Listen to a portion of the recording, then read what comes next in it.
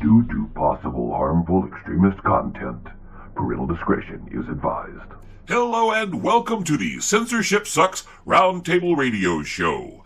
The views and opinions expressed on the show are not necessarily those of the station, its affiliates, or advertisers. The use of the show is only allowed with the express written permission of the producer and the host. So get ready for 2 hours of the Censorship Sucks Roundtable Radio Show starting right now. Hello, everyone, and welcome to the Censorship Sucks Roundtable Radio Show, Wednesday night edition for January 14th, 2026. With me tonight, we've got on the mic, Bullhorn Barry. What's going on, Barry? What's up, John? How you doing, man? Doing great, man. Doing great. We were just talking about before the break. Let's dive into this a little bit because it was kind of an interesting conversation, and it's a little off subject, but I found it interesting. We were talking about obesity levels in different countries. And you were mentioning that we were like 18th on the list when it includes a bunch of smaller countries? That's right. Yeah, like little islands. A lot of islands have really high obesity rates, which just seemed weird to me, but that's just the case.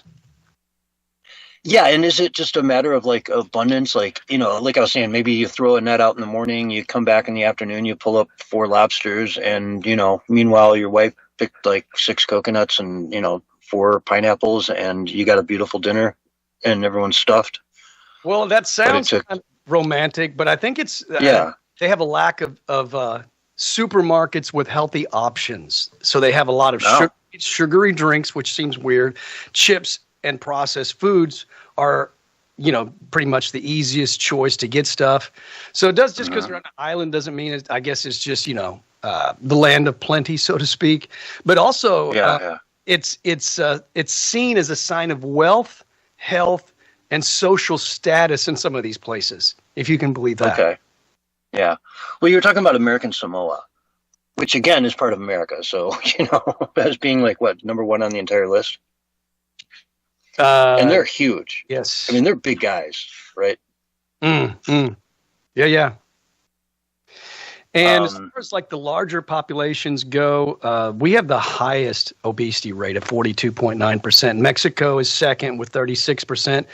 UK 28%, Canada 29%, Australia 29%, Brazil 22%, Russia 23%, and then China drops down to 6%, and they're like in the top 10 still. Really? It drops that much to China at 6%. Yeah. That's interesting. Huh.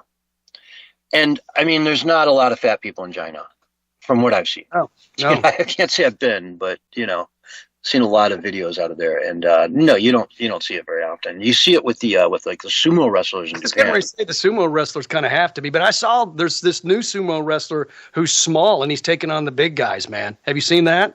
Oh, really? No, I haven't. I don't know how well he's faring, but, you know, he's at least giving it a shot. It's like the first step. Yeah. Most sumo wrestlers, it's like a prerequisite, I think. You know, you have to have some fat. Yeah, well, they do have weight classes, you know. Yeah. I was watching some guy a while back who was a pretty good sumo wrestler in his weight class. He was an American dude. He was nowhere near like, you know, he was like maybe 200 pounds, you know. Mm-hmm. Yeah, I don't big think guy, but nowhere near.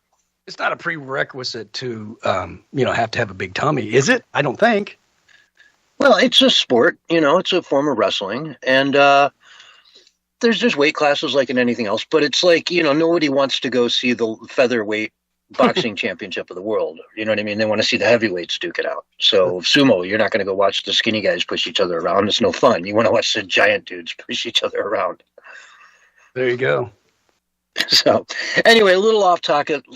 Let's get back into it. Let's start out, I guess, with some sad news.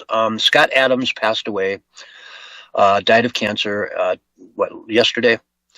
Mm-hmm. And that's a sad thing, you know. Anything you want to say about him? Well, I mean, I think it was really remarkable how he, even on his deathbed, man, was doing podcasts, you know, just putting out content. Yeah. And he did this little letter that he, put out like a page and a half, talking about his life and his purpose that he, thought he was trying to achieve. And I just thought it was just, the way he did everything was it was graceful in my opinion. And then, of course, for all the Christians that listen to the show, he did make a deathbed confession to Christ as his Lord and Savior. He said the risk factor and was very appealing to him, So he said Jesus Christ is my Lord and Savior, and that was in that letter that he put together as well, where he confessed that he accepted Christ and Christ was his Lord and Savior, and that he looked forward to spending eternity with Christ. So I thought that was nice that he shared that with everybody. Yeah. I don't know about the presto deathbed, acceptance stuff. I don't know how well that flies, but apparently it does, according to all the scripture and whatnot. So, how genuine is it? I don't know. But yeah, no, it's a sad thing. He was a patriot, big Trump supporter, and took a lot of heat for it. Obviously, everyone does. That's in any way famous and connected to the entertainment industry. So yeah, he stood up against that and did his best to help make America great. And so I appreciate him for that work, I think what happened too with his acceptance of faith and coming to faith was he said that a lot of his Christian followers were encouraging him, not putting a guilt trip on him, but just encouraging him to do so. And yeah. So, and then of course there's the story of the criminal on the cross who basically lived a terrible life, and Jesus said, "Today you'll be with me in paradise." So it is something that does, like you say, match up biblically. But he did get a lot of criticism for that. I was not one of them that criticized him because I'm not one to judge. I mean, that's up to God, So, but yeah. I would rather see that happen than not happen. Just me personally. Yeah. Anyway, it's a tragic loss to the world and the country especially. So, all due respect to Scott Adams out there. So, let's see here. Diving into some other relevant news today, we had the Supreme Court hearing arguments from the two states. What is it? I'm sorry. Idaho and West Virginia, who have basically blocked biological males from competing in women's sports. And so the ACLU is on the other side of it, and they're fighting to say, hey, you need to let these people in to play, these boys in to play against girls in girls' sports. And at one point, Alito asked them if they could, let's see here. Let me read from this. Supreme Court Justice Alito, quote, well, to pick up on the issue of discrimination on the basis of transgender status, let me go to some basics. Do you agree that a school may have a separate team for a category of students classified as boys and a category of students classified for girls? Yes, Your Honor. ACL lawyer Kathleen Hartnett said. Alito went on. If it does that, then it is not necessary for there to be, for equal protection purposes, if that is the challenge under the Equal Protection Clause, an understanding of what it means to be a boy or a girl or a man or a woman. Hartnett, yes, Your Honor. And what is that definition for equal protection purposes? What does it mean to be a boy or a girl or a man or a woman? Hartnett. Sorry, I misunderstood your question. I think the underlying enactment, whatever it was, the policy, the law, we'd have to have an understanding of how the state of government was understanding that term to figure out whether or not someone was excluded. We do not have a definition for the court. We do not have a definition for the court. So he's saying, what is the definition of a boy or a girl or a man or a woman? We don't have a definition for that.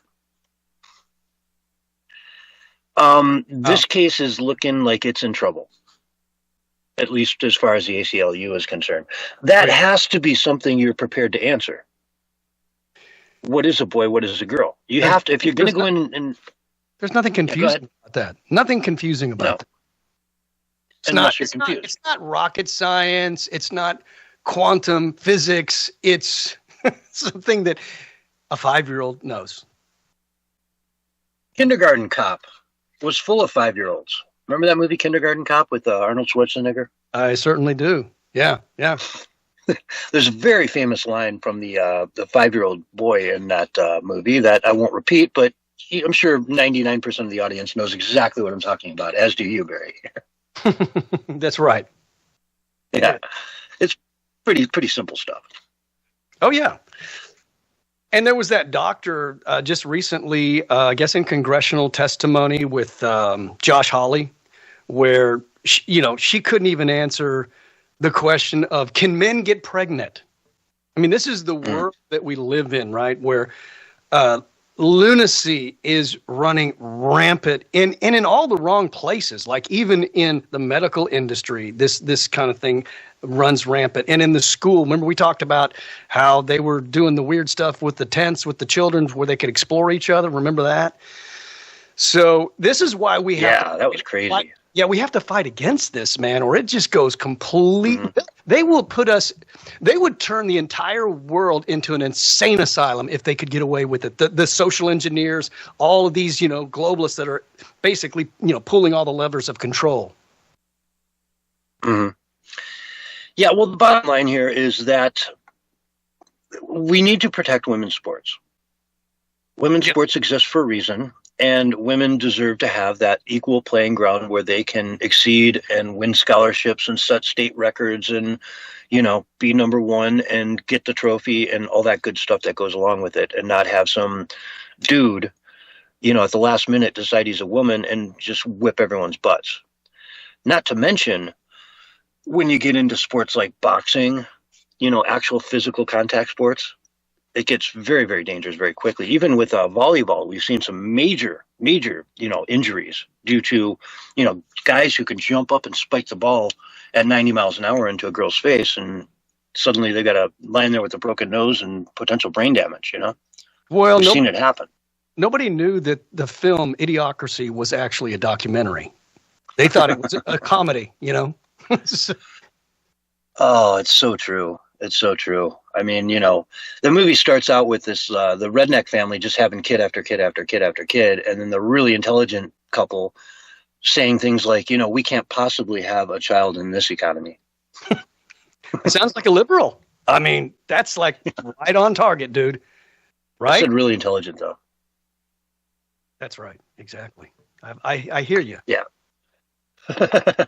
It's nuts, dude. I mean, I need to revisit that film again. It's been a few years since I've watched it, maybe 3 or 4 years since I've seen it. But man, I got to see it because it might terrify me. It might be more of a horror film than anything this time around. Yeah, it really was a stark warning for the planet that you're probably going to go down this road. Dude, that just sounded so strange, you saying that. Like I don't even think the people made the movie as a stark warning. That's the thing that's what sounds so odd. I mean, it's not like 1984 was specifically written as a warning. Idiocracy was written as a comedy, not to warn of our future. Yeah, and what's the guy's name? He did King of the Hill and a couple other Beavis and Butthead. Exactly. I know who you're. Is his name Hank something? What's his name? No, Judge. I want to say Judge. Mike Judge. Judge or something. Yeah, there you go. Yeah, so he's pretty good at looking around the corner. King of the Hill was just great comedy. I mean, King of the Hill was funny. Yeah, well, he goes on the Alex Jones show every now and then, and he's what you would call red-pilled awake or whatever. So maybe there was a little bit of warning in there, but I don't think that even he would have expected it to be as close as quick. As close to reality. Like usually you do something like that, you do it so over the top that it could never possibly be that crazy. But sort of like the Matrix. I never thought that would become like reality, like plugging in. Now we have, the possible brain chips that Elon Musk is working on, where eventually we'll be able to just have things downloaded into our brain. We'll be able to go straight into the internet through the brain link. What do they call that? The something link. What's it called? Starlink? No. The Eurolink. The Eurolink. Eurolink. Yeah. Tesla's, not Tesla's, but Elon Musk Eurolink, and it's the brain chip, dude. And I mean, it could connect all of us together, I guess, through Wi-Fi or something like that. I'm not sure how it would work. It's sort of like what they talk about with the pineal gland, where if you have a working pineal gland, you can sort of tune into all the people around you and pick up vibes and energies from them, which is why they allegedly put chlorine into our water so that it calcifies the pineal gland, so that we aren't able to do these sort of, magical things as humans that, I don't know. I've had a few guests on in the past who have talked about this sort of stuff. It's interesting. Yeah, it's sort of the physical part of our spiritual nature. And so, for us to be able to connect with each other, to connect with God and so forth, at least that's what's believed about it, scientifically speaking, of course.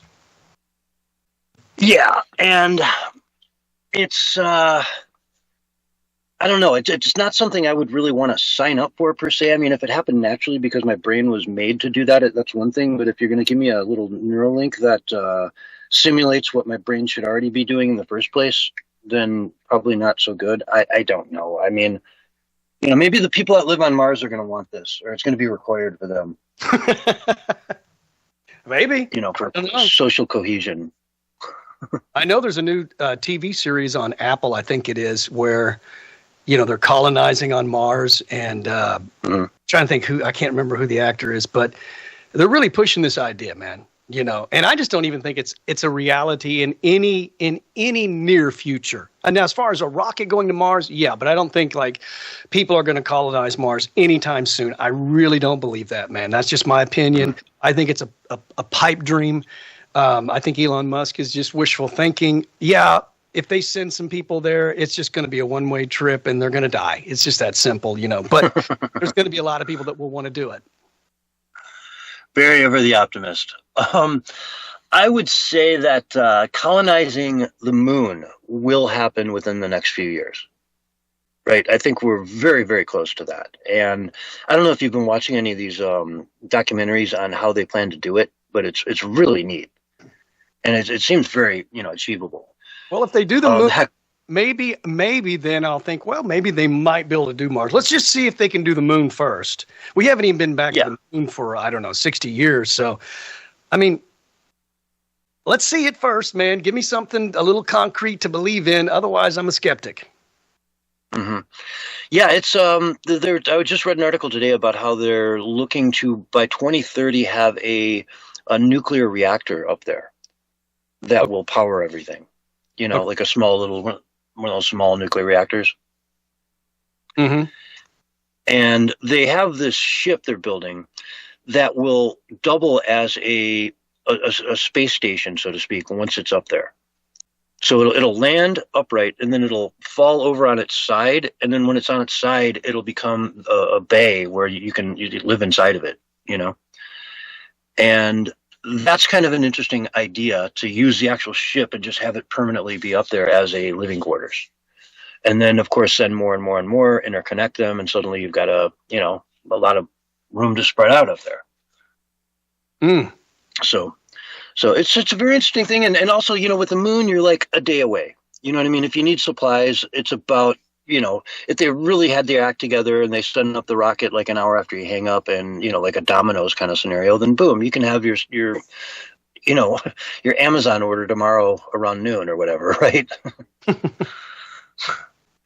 So it's much easier. Whereas Mars is like, 50, 60 days to get there. So anything you send up there, it's not coming back, and, vice versa, So it's a lot harder with Mars. But, if we can use the moon as sort of a midway, a launching point to get to Mars, then maybe we've got a better argument to be had, I think that's probably the case, yeah. I think a lot of doubters and skeptics like myself might be a little bit more open-minded. I mean, the whole idea is this promise of, vast resources that we'll be able to use. But we have vast resources right here on the in the United States and all over the world, like oil. You don't even want to drill for it because they're all insane. So. Exactly. So I don't know. I see a scenario where it could happen, especially with the moon in the next few years, and that would be pretty cool. That would be a big sort of proof of concept to at least we can do it on the moon.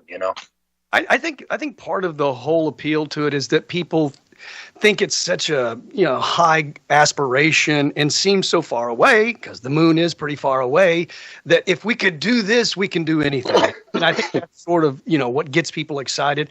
But I would say if that's the case, then let's start doing some of that kind of work right here on Earth, making this planet a better planet, because this Earth is imploding right now. Yeah, how so? Well, there's just chaos everywhere. People are pitted against each other. You have, race, gender, religion. It's just total madness in a lot of places, man. And that just seems to be increasing, not decreasing. I think that a lot of people that have always been sane have been quiet in the past, but now they're beginning to speak out and say, hey, man, I don't want any part of this, man. This is not good for our society. So I think the tide is shifting, which could kind of silence all of the madness that's coming out of mostly the lunatic left. I mean, that's where a lot of this originates from. It originates first and foremost from the globalists, who then pass it down to their liberal lefty buddies in all the different nations, and then it becomes policy, and then they, instigate it, and they actually encourage the infighting, like we see here in Minnesota when the government officials they're refusing to work with ICE to do their job, their legal and lawful job. I mean, this is all socially engineered. This is all being done on purpose to basically create chaos so that in the end, they can have their great reset and have global governance. That's what the shamdemic was all about. Go read the lockstep, which we talked about on the last show. They want top-down global governance, and this has gone back for decades. All of these people, and many nations are fully on board with it.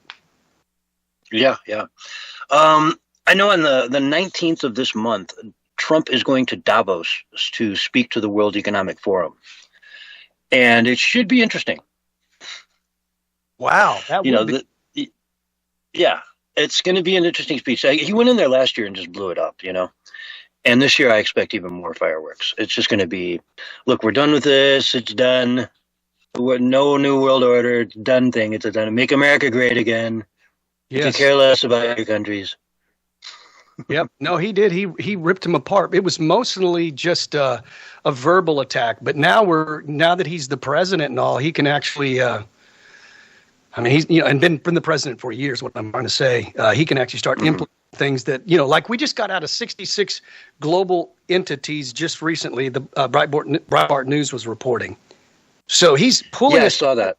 Yeah, he's pulling us out of all these New World Order entities that just want to destroy national sovereignty and individual sovereignty and self-empowerment and national empowerment. They want to level everybody down to one level so they can be controlled and managed. And that's why they're pushing the chump change basic universal income. And that's why they're pushing the robots in a bad direction. I'm all for the technology, but I don't want it to dehumanize, where we don't have jobs, we don't have purpose anymore. That seems ridiculous and backwards thinking. Yeah, it is not going to happen, and it's the way forward, man. We can't have one world government, because guess what? One of these days, that world government is going to decide that they're going to suck. Right? And they're going to start acting like dictators. And there's nothing you can do about it once they govern the whole world. Nobody can stand up and say, hey, we don't like this. We want our free speech back. I want my, my right to the Second Amendment back. Mm-hmm. Right? Absolutely. I want, it's gone. It's gone forever. They take it away and you never see it again. And it's for your own good, you're told. And if you don't like it, what's wrong with you? Are you not a team player? Right. Well, the tyrant Bill Gates just came out and made a new video saying that, we need to censor again. We need to censor people that are saying things that we don't like. In specifically, like, for example, he gives this example of people that told people not to get vaccines. Well, let's just say, because this is truthful, I told everybody I could not to take COVID-19 vaccine. I said it on this radio show dozens and dozens of times.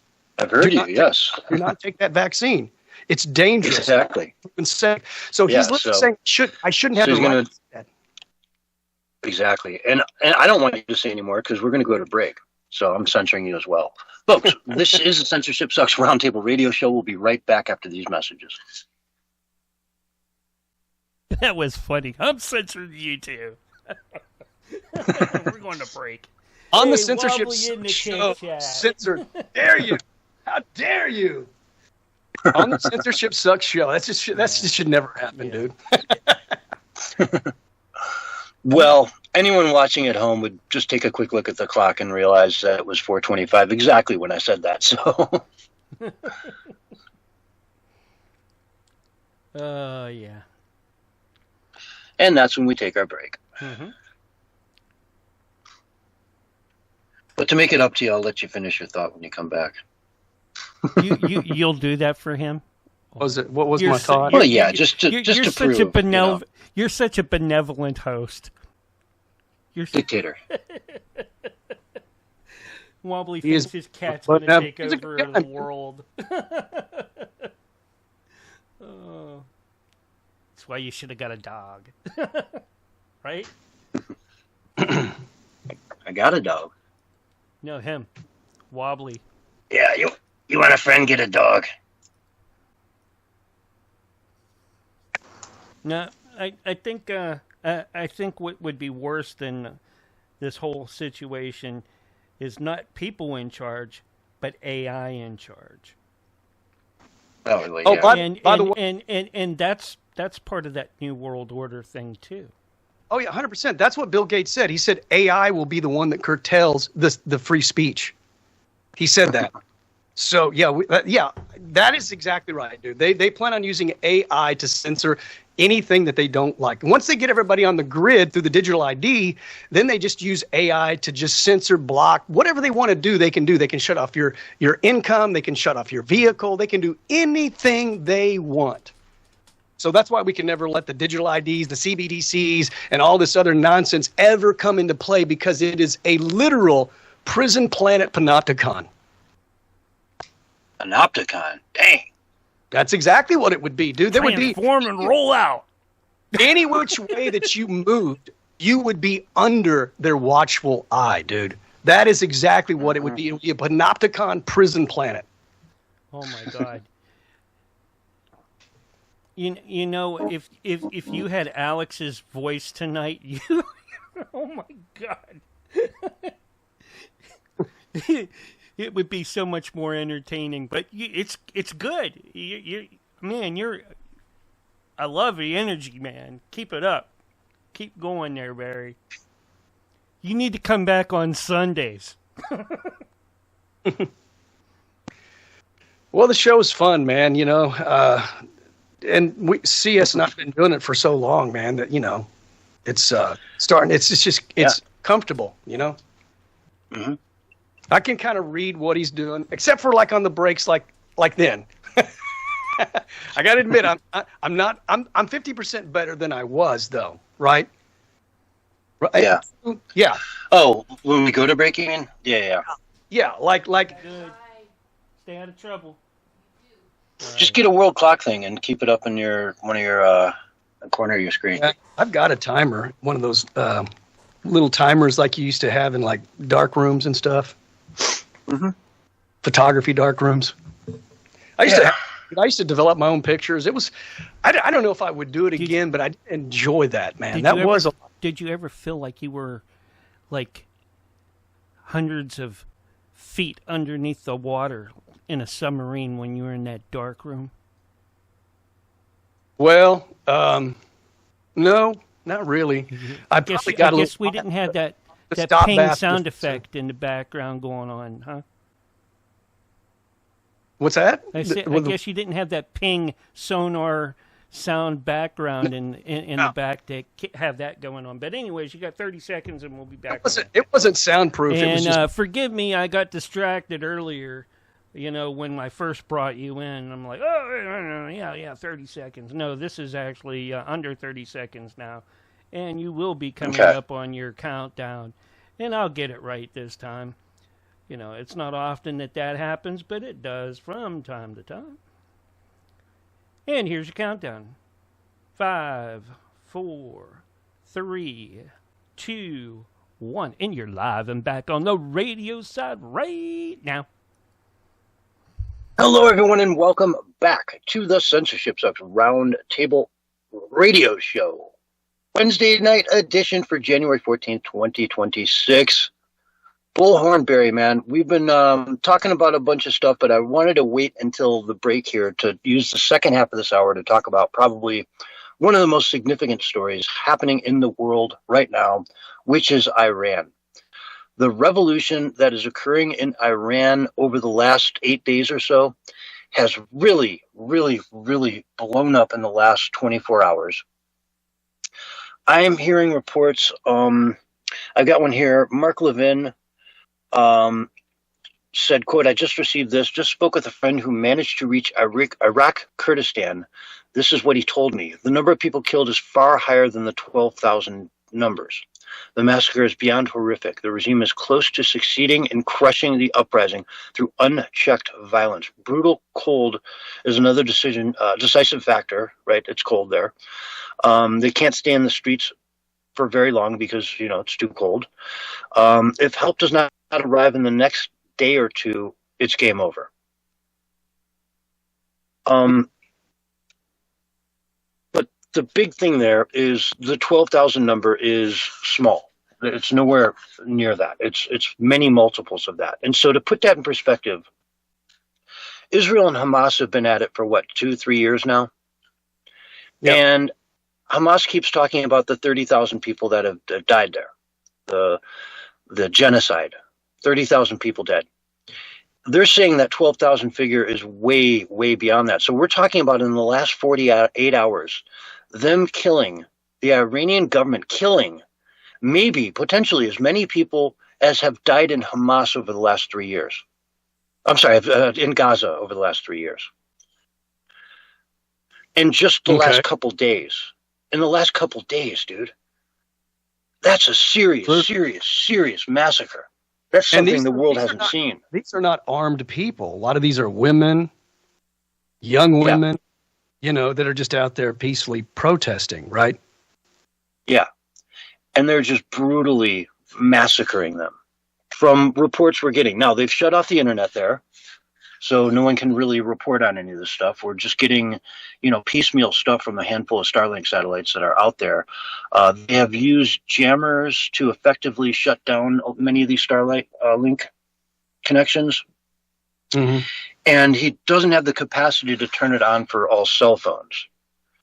So it's really just kind of touch and go in what kind of information can get out of the country. But man, if what I'm hearing on the ground over there is true, and there's maybe 20, 30,000 dead people there over the last couple days, it is something that every country on the planet needs to stand up and say, this is unacceptable in the most serious way possible. You're done.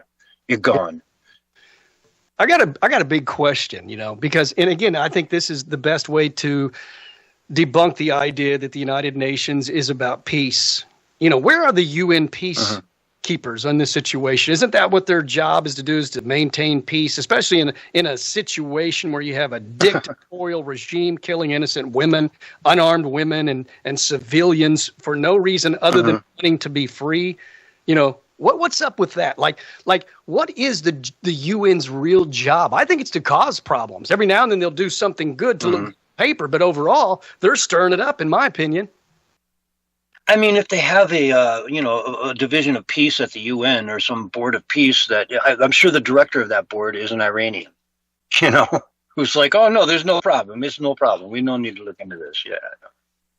I mean, it's corrupt. The UN you're never going to look to the UN, but what you should be able to look to, if this is true, if they've killed that many people, if they've killed nearly as many people that have died in Gaza over the last 3 years, if that many people died in Iran over the last 3 days, because the Iranian Ayatollahs just said, kill them all, massacre them in the streets, then every country in the world should stand up and say, hey, we'll put forward 50,000 troops. Italy, Germany, Russia, for crying out loud. Ukraine. I want to see Russian and Ukrainian soldiers on the ground next to each other, fighting hand in hand to take down Iran at that point. Every country in the world should look at that and say, that is barbaric, it is unacceptable, and you need to lose power. You need to be kicked out of there, and they need to have free and fair elections immediately.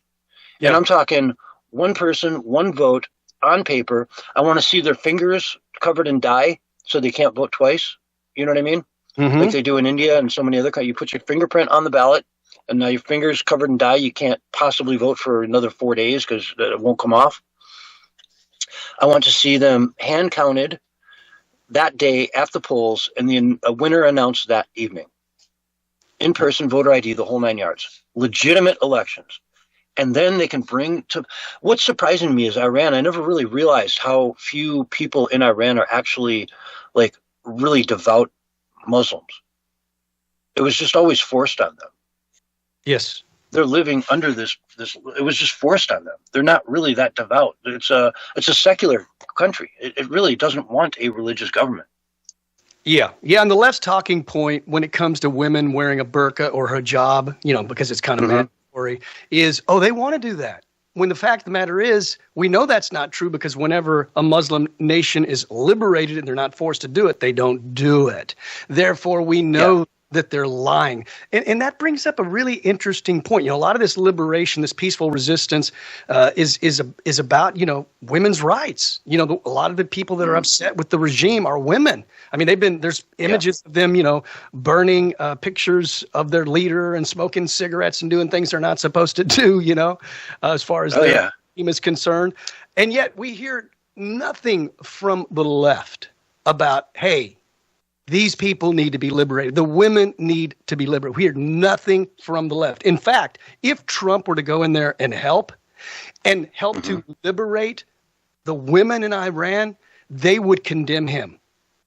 The Democrats, they scream bloody feminists would condemn him because they're not about women. They're just about burning it all down and Trump derangement syndrome and doom and gloom. That's what their party stands for. We've talked about it before, and I stand by that. And that's why they just talk about Trump all the time, because they have no platform. And even Democrats are saying, we need a platform. The real Democrats, the few that remain, we need a platform. We need to have something instead of Trump derangement syndrome that we pose to the people that says, hey, we can win.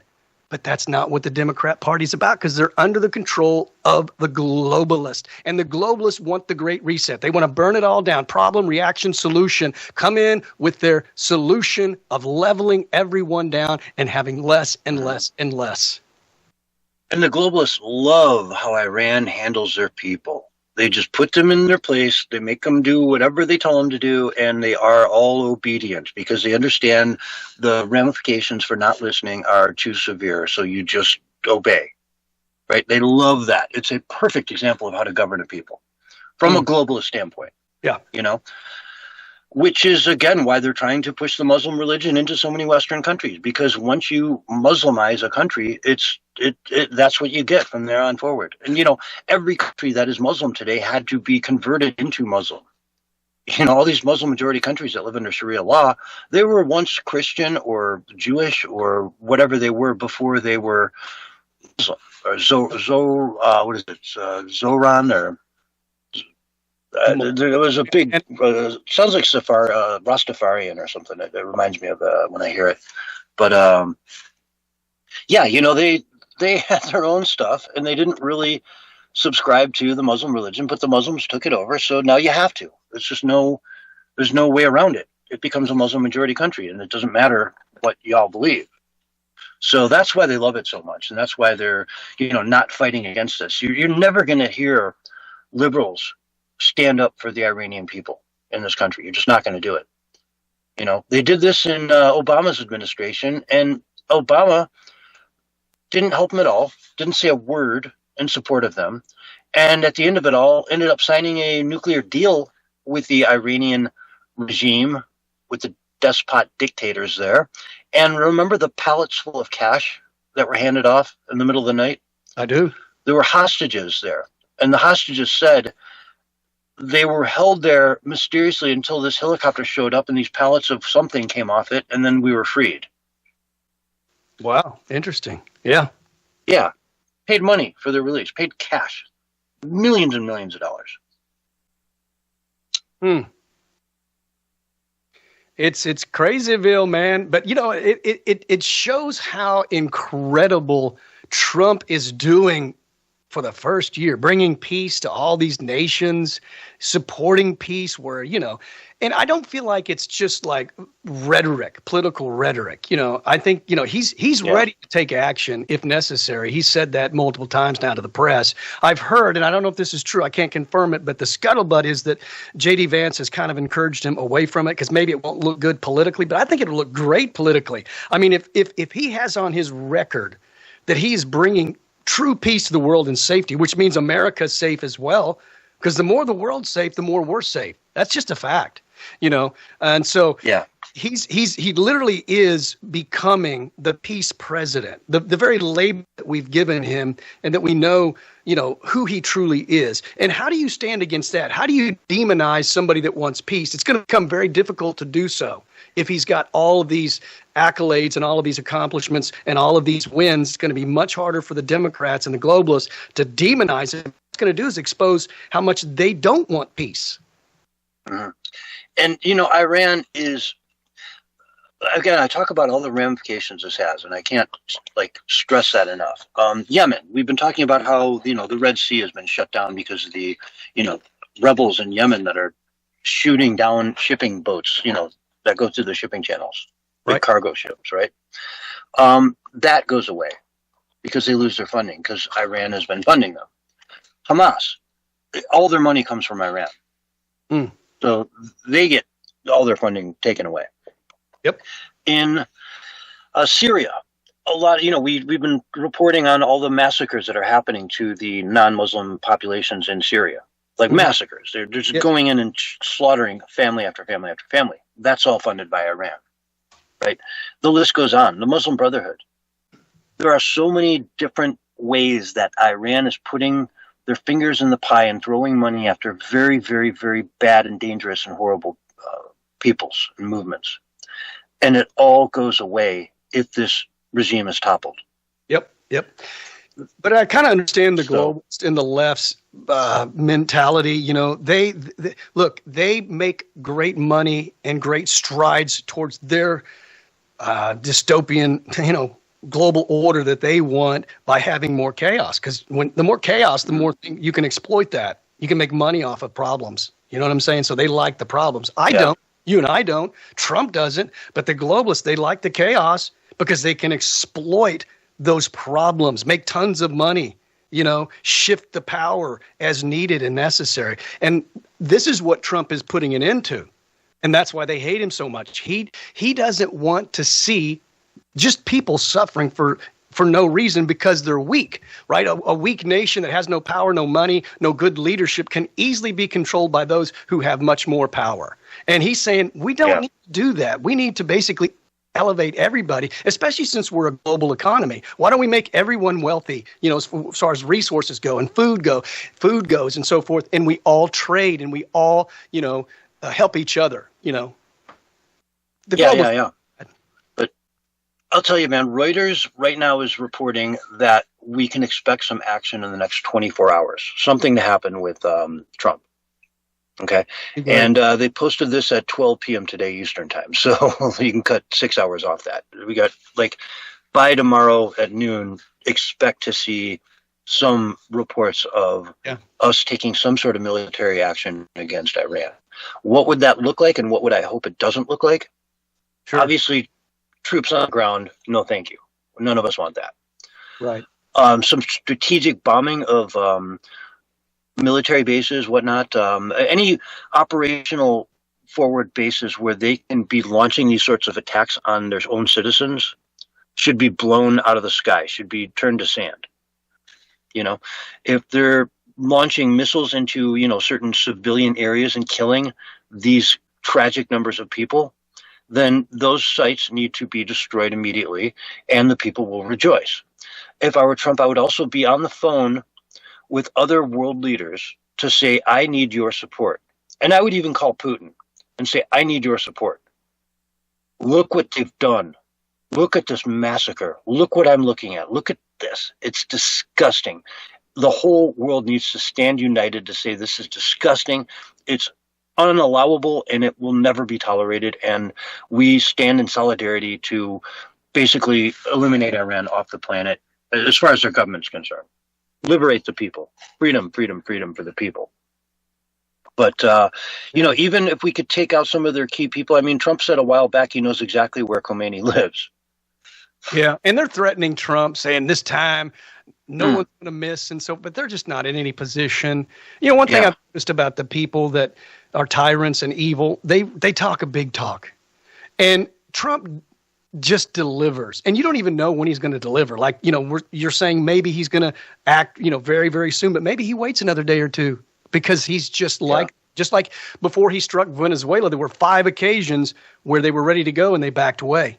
They waited for the exact right moment. And that's what they hate about Trump, is that he's unpredictable. They really don't even, he's not going to tell the public what exactly he's going to do. He may give them an idea of this could happen or that could happen, but the days of, basically just telegraphing what you're going to do is over. Like Obama would literally telegraph to the whole world, we're going to strike this Al-Qaeda network at this location in a week. Well, okay. Mm-hmm. That time there's nobody there because they got wind of it, because anybody can go to the internet from any country in the world and see what Obama said. Yeah, they heard that, 4 minutes after he said it, and 20 minutes after he said it, they were loading up everything and driving out, It makes no sense, dude. Unless, of course, he wanted them to escape. But this needs to be decisive, and it needs to send a message. It needs to be quick. It needs to be in and out, and it needs to be shock and awe. It really needs to be. Did you read some of the reports out of Venezuela of what the troops there went through when America attacked and got Maduro out of there? Yeah. With the shock weapons, or the what do you call them? The radio wave weapons, where everyone just falls over and starts bleeding out their nose, and they can't even think straight. Yep. Well, we have stuff that and we've been saying this for a long time. Alex Jones has been saying that for a long time about the secret weapons that the military has, and how they use some of that stuff in the Iraq War, the second one. Uh-huh. None of it was confirmed, but evaporation type weapons, that literally just brings you to dust type of thing. I don't know if that's true or not, since it's all hearsay. But we have technology, whether you want to believe it or not, that goes far beyond what people think. You know what I'm saying? And no other country could have done what Trump did. In fact, CNN admitted, they said that Russia and China, although they probably won't say it publicly, are saying to themselves, that was an incredible feat, because they couldn't do it. They don't have the technology or the weaponry or the knowledge or the strategic strategy to do so. Mm-hmm. And if we can do it to him, we can do it to just about anybody. I think so. Right? Yeah. That's the crazy thing about it. So either way, I'd love to see, hey, maybe we do that to this here. Maybe we just do exactly what he did to Maduro here, and just go in and get the guy, bring him out, and leave all his special forces, on the ground crying in pools of tear and blood, just shock and awe. And they just wake up the next day and say, no, we're not messing with America. Yeah. we're not going to kill our own people anymore. Yeah, and that's the other thing too, man. It's them killing their own people, their own military, going out and killing their own civilians. How much of that can they do? How much of that can they stomach before they say, "Man, I just can't pull the trigger again, man. I did it yesterday, and I it's the worst thing I ever did in my life. I'm praying to God to forgive me for what I did yesterday. I'm not doing it again." Yeah, well, you'd hope so. Sometimes that does happen in revolutions and so forth, where the police actually side with the people. It does happen to put down their weapons, say, I'm not fighting for this unjust, evil cause. But I was going to say, Trump's not going to do anything unless it is spectacular, because, we have a reputation now. It has to be done in such a way that it puts fear in the bad people. Don't mess with America, because we're badder than ever. We don't want war. We want peace, but peace through strength, as Trump talks about. And at the end of the day, they just want their freedom. They just want to be free. They just want to live the life to their best potential. And it would be such an amazing thing for the world if Iran was a free democratic country. It really would be a phenomenal thing for the world. They'd be an inspiration for the entire Middle East. What domino effect have? Yeah, I mean, we just talked about it on Sunday night about how, I don't know if you caught this, but the UAE, the United Arab Emirates, has stopped paying for any of their students that want to study in the UK. They're not going to fund that anymore. Wow. Because it's a radicalization hotbed. It is. Right? It is radical. Yeah, absolutely. The UAE is saying that. And Keir Starmer's just got to ignore that. Just got to say, oh, well, they don't know what they're talking about. The UAE doesn't know what they're talking about when it comes to radical Islam. We know way better. Diversity is our strength, for crying out loud. Yeah. The very people he's supposedly all supportive is criticizing him. Yeah, I mean, well, they're putting their money where their mouth is. They're just saying, hey, our students, if they want to go over there and pay for it themselves, that's fine, but we're not going to pay for it anymore. If you got a scholarship from the UAE and you want to use the money to go to Oxford, it's a hotbed of extremism. We're not going to pay for that. You can go to Yale, you can go to Harvard, but you can't go to Oxford on our dime. Well, they come back insane. They come back insane, just like, it's just like in America where some parents send their kid off to some liberal college and they're really great kids and they really, think rationally and have common sense, and they come back and they, and they're out of their minds because of the liberal agenda, the insane lunacy of the leftist just ideology. Yeah, I've seen probably, I don't know, a couple hundred over my life of those before and after pictures, Yes. This is my daughter when she graduated high school. This is her after 1 year at university. Yeah. And she's got pink hair, nose rings, piercings everywhere, tattoos on her face, you name it. She's ACAB across her forehead. She's transitioning to a man. She's had her breast cut off and she's miserable, depressed. Whatever, yeah. It just goes on and on and on. But yeah, I mean, it's a tragedy. It's a horrible thing. And they pay, that's the other thing too. Like, I sent my daughter here. She came back like this. I don't even like her anymore. And it cost me $60,000 to do it for 1 year. And she's got 3 more years of this. I got to pony up another $180,000. They're paying for indoctrination.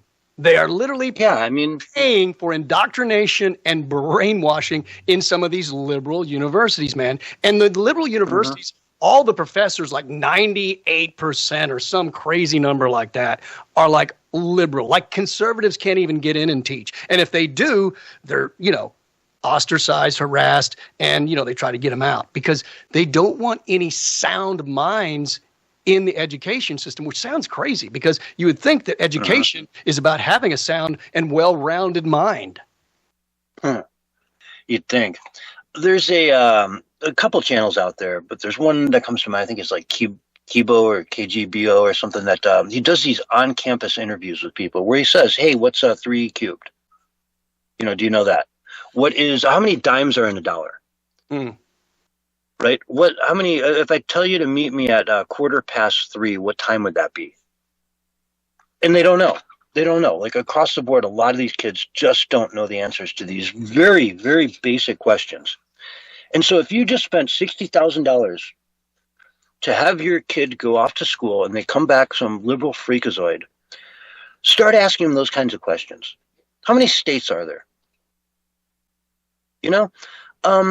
What are how many flag stripes are on the flag? What do they represent? How many stars are on the flag? What do they represent? Real basic questions. Start asking them those types of things. And if they don't know them, then what the heck are they learning at college?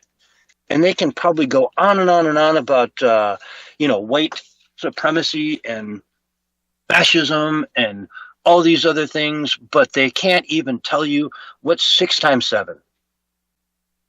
Yeah. And it's nuts, man. And people are really gravitating towards, either sane thinking, being a rational person or being an irrational person. It's this weird thing that's happening, right? And it's very obvious, like right around the shamdemic, I'd say, I don't know, 90% of my friends just drifted off and most of them went left. One of them now was talking about how they want to join the, what's that, Hebrew Israelite radical group. Oh. Yeah. The Black Jews or the ones that were out with Sandman. Yeah. Nick Sandman, remember him? Yeah. Yes. Yeah. And exactly. They were shouting and yelling. Anyway, We're all out of time, though, so keep that thought. We'll come back. We'll talk about it more. Folks, this is the Censorship Sucks Roundtable Radio Show. We got to go to break, but stay tuned for hour 2 right after this. And we're clear. And we are clear. Sorry to steal your thunder there, man. I had to do it. No, that was good, man. We're good. Flat Earth. I got to slip on some house shoes, though, man. The shoes I got on are... I was stealing Mark's thunder, not yours. Yeah, he stole my thunder, but that's okay. He knew it was coming.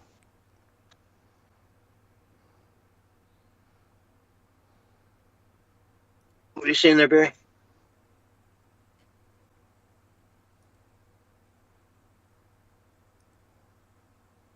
Hello? Uh-oh. What happened to Barry? That bullhorn Barry guy?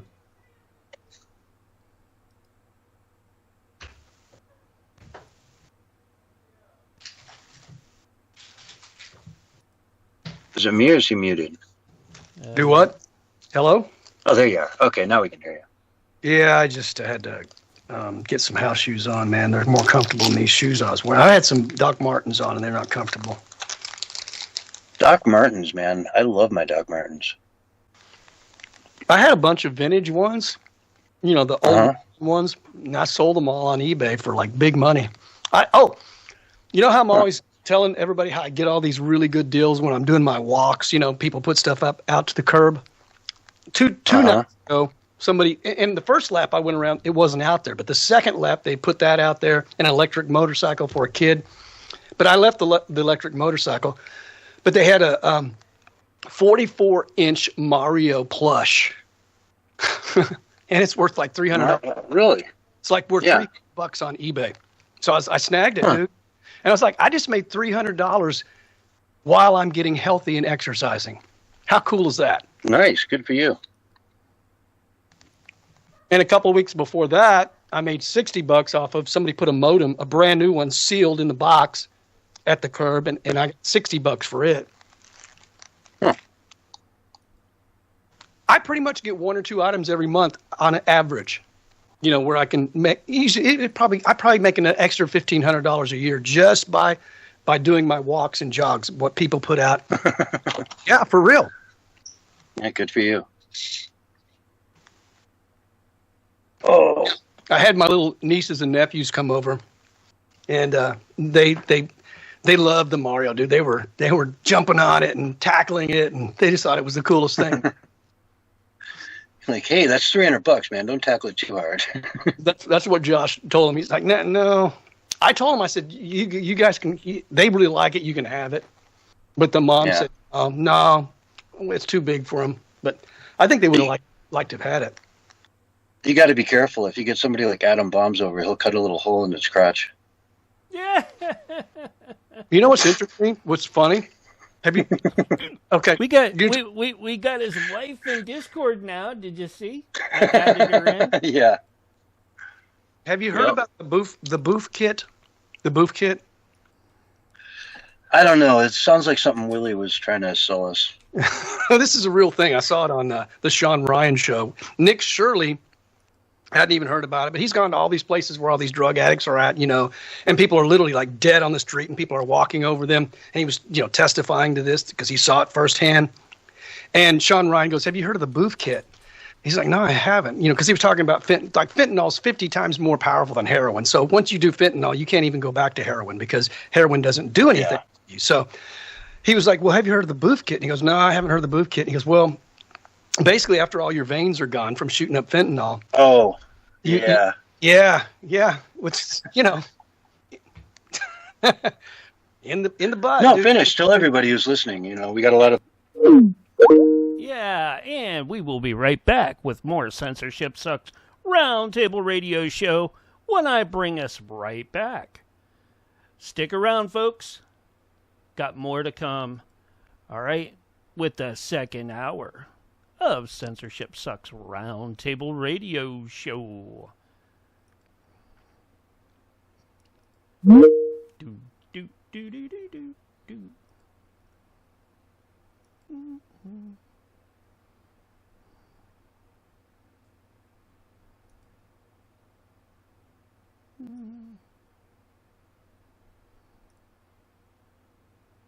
All right, I feel like we left the audience hanging there. Barry's still talking to himself over there. Kit, the booth kit. Okay, yeah, I was going to explain to everybody. I think you're better. I watched this interview as well. Yeah, the booth kit. Go for it, Barry.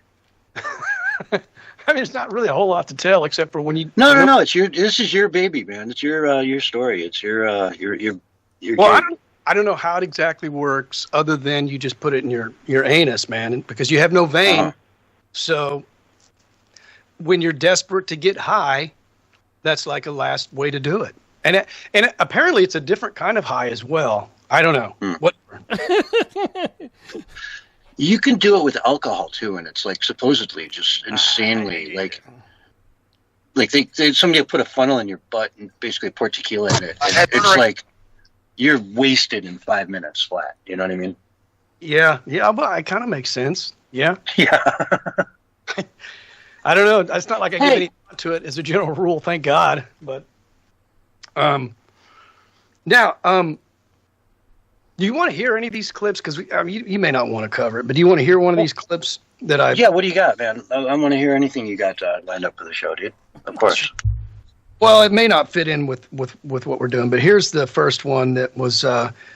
Make it fit. But let me just preface this because you probably know this anyway, that they found out the person that shot what's her name? Good. What's her? Renee Good.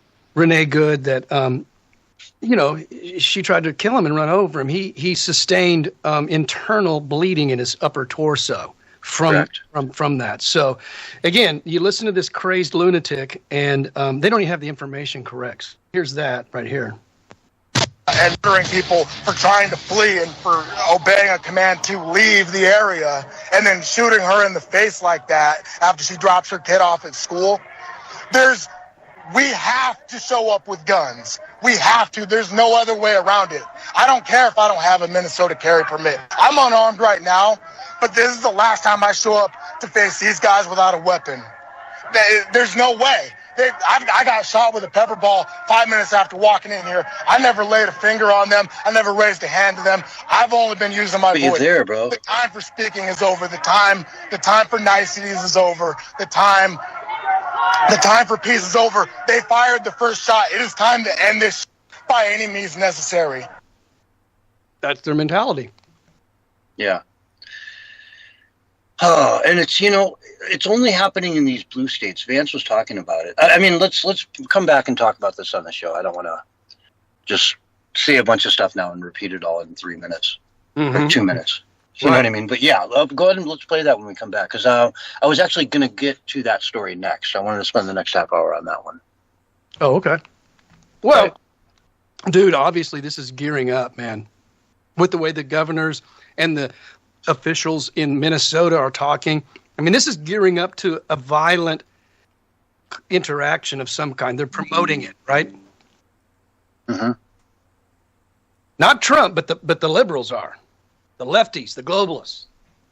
Yeah, I mean, you're a sanctuary state. All of these people are out there if they don't go and harass the ICE agents, none of this stuff happens. It's like the Obama years. Yep. I better get some water. They quietly go out and do their jobs and take people away and deport them, and nobody even knows. It happens, and people that shouldn't be here are escorted out the door. It's not a big deal. It's not front page news. It's just like during the Obama was the deporter in chief. 30 seconds, guys. I don't believe you, Mark. Yeah, I know. I'm sorry. Your reputation is shattered. Yeah, after the very first distraction, right? Okay. Distraction. You call it a distraction. We call it a debacle. Okay. Well, anyways, here is your real countdown. Right. Coming up. Right I can't even believe it. I can't even trust this. I'm going to go take a pee. I'll be right back. 3, 2, 1, and you're live right now. Hello, everyone, and welcome to Hour 2 of the Censorship Sucks Round Table Radio Show, Wednesday night edition for January 14th, 2026. We've got Bullhorn Barry on the mic. Barry, let's dive into some news. We've got a big story to cover, and that is everything going on up there in Minnesota and Minneapolis.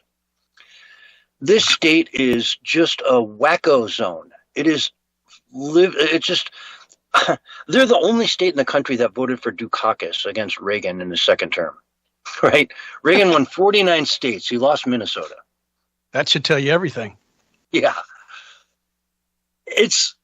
There was some politician who came out the other day and said, at this rate, Minnesota will never, ever, ever, ever vote for a Republican for president. It's like, yeah, dude, you never have anyway. So what's the point? We're not missing anything here. They're nutso up there. Honestly, Nick Shirley goes up there and exposes $100 million in fraud in one day. In one day. And they lose it. He's a Nazi. He's a Hitler. He's horrible. How dare he go be racist like this and report on fraud, rampant fraud. They found millions of dollars in suitcases just the other day. Millions of dollars that were, trying to be transported between states and Ohio and Minneapolis and, ultimately destined for Africa, where they're living large off this money. Mm-hmm. All kinds of Gucci stores and whatnot are popping up in Somalia all of a sudden when they never had a market for that before. But hey, Tiffany and Company wants to get in on it. So they're going to open a store in Somalia. Why not? Lots and lots and lots of money. They have a $12 billion economy, and they're stealing probably that much from the United States today, this year. Mm-hmm. Numbers close to that. And, I'm not just talking about Minneapolis. I'm talking nationwide. Ilhan Omar put in garbage into this bill, $1 million to go to some, healthcare company that is in the back of a restaurant or something. And all three of the people live in the same address. It's a joke. They're out there milking the system. Ilhan Omar is guilty, guilty, guilty. She allegedly married her brother, which is migration fraud. And she should be remigrated, sent back, kicked out of Congress, gone. Bye-bye. You can do a podcast from Somalia and, get rich that way. Talk about how great it is, because she does say it's a great place, man, and it's way better. It is. Right? Way better than America. Well, there's actually Somalia has a territory in the northern part that is succeeding called Somaliland. And it's actually, Israel just recognized it recently as its own country. And really? I've seen some YouTubers go in there, and it looks like it's actually got a chance. Because they're just trying to divest themselves from the rest, the southern part and eastern part of Somalia. Okay. Where the rampant, the pirates and whatnot are operating out of.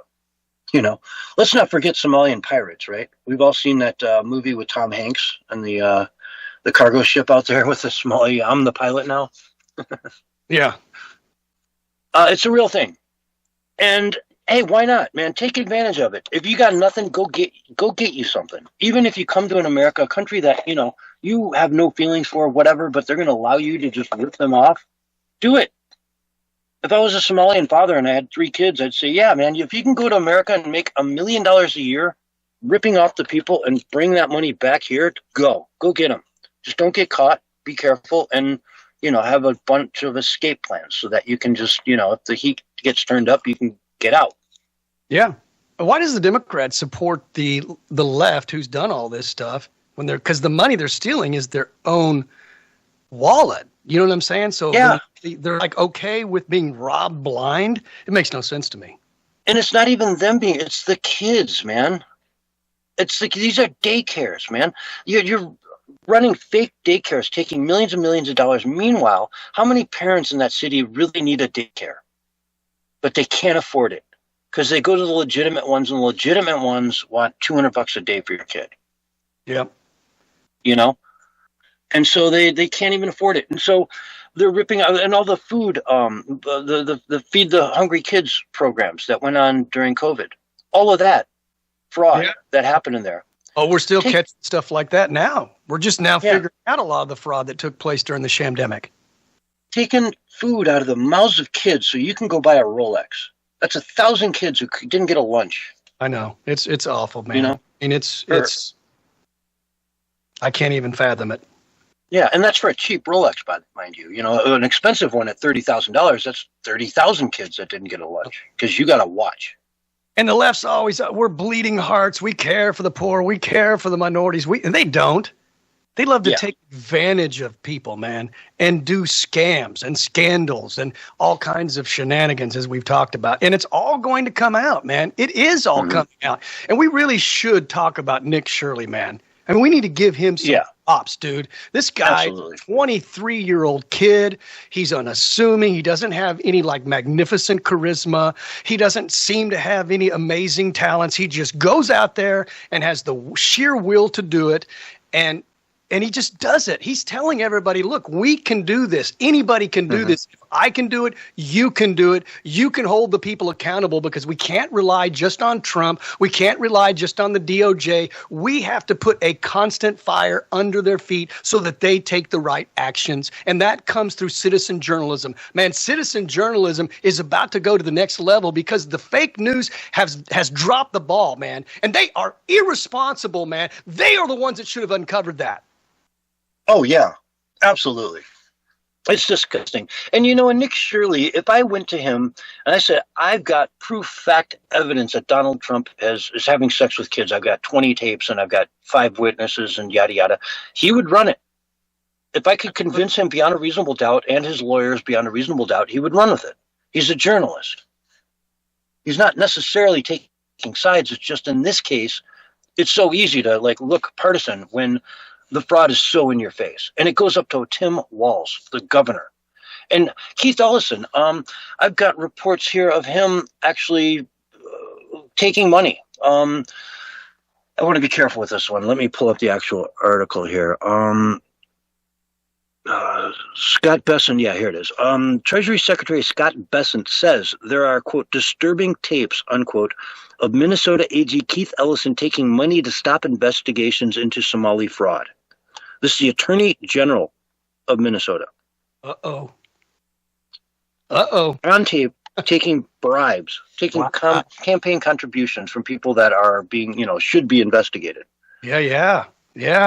Well, they want it stopped because it probably goes really deep, man. And that's what's probably going to get uncovered. You know what I'm saying? And look, Nick Shirley, one 23-year-old guy, you know what I'm saying, literally is responsible for Tim Walz not running for re-election. And maybe gets him to actually step down as well. He may resign before this is all said and done.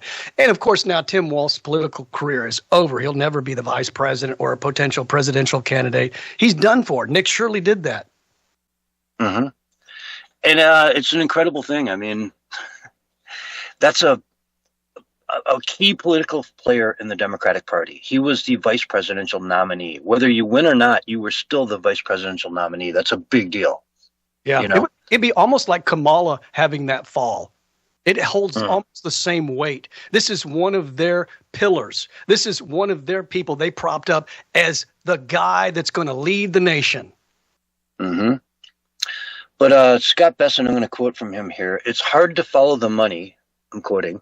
There are evidently some disturbing tapes of A.G. Ellison in meetings with people who donated to him, calling for political favors to stop the investigations. We'll see. I don't want to get out ahead of the investigation. It's going to be very methodical, but I can guarantee you, when the bear trap snaps, we're going to get these folks. We're going to follow the money, whether it's here in Minneapolis or in St. Paul or over in East Africa. There are tons of luxury properties and cars that have been bought over there. Folks, this is going to come down hard, and it's going to be brilliant to watch in an election year. Right smack dab in the middle of a midterm election. I agree, which means that the Democrats and the globalists are more dangerous than ever because they feel trapped, dude. What do desperate people do? They take desperate measures, man. And we all know, I don't even really like to talk about them, but we know what their desperate measures could be, the different types of sabotage that they could possibly do. So we just need to be aware of that and be aware of false flag operations as well, because they need to turn the tide. And because right now the Democrat Party, they got 18% approval rating or something like that. It's ridiculous. It's so terrible. They want to change that tide. You know what I'm saying? They want to change that. They want to take the momentum away from Trump because, man, if not, it could be decades before the Democrats ever have power again. In fact, the Democrat Party may just die out. It's very possible that if they don't have a platform and they have nothing to offer the people, that eventually it just dies out and something replaces it. It's happening as we speak in the United Kingdom, but we'll get to that in the next segment. But for now, I want to keep rolling with this whole Minneapolis thing because sure. Renee Good was the lady that was tragically shot the other day. They said she was dropping her kids off from school and just was going home and, was told to leave the area. So she'd left. She, pushed the gas pedal down a little bit and suddenly shot in the face for no reason. That's what they'll have you believe. Ilhan Omar is out there today saying this. But no, turns out the man she hit with her truck had internal bleeding. Went to the hospital afterwards. Jonathan Ross, the ICE agent. Internal bleeding.